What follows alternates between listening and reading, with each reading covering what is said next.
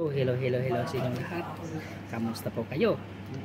Ang Proverbs chapter 23 ay lalo na sa mga verses ng 4 to 5 itinuturo sa atin na ang paghahabol ng kayamanan ay maaaring mauwi sa kasalanan, pagod at espiritual na kahungkagan. Parang hinahabol mo ang isang bagay na mabilis lumipad palayo. Ito ang sabi niya sa Ecclesiastes chapter 5 verse 10.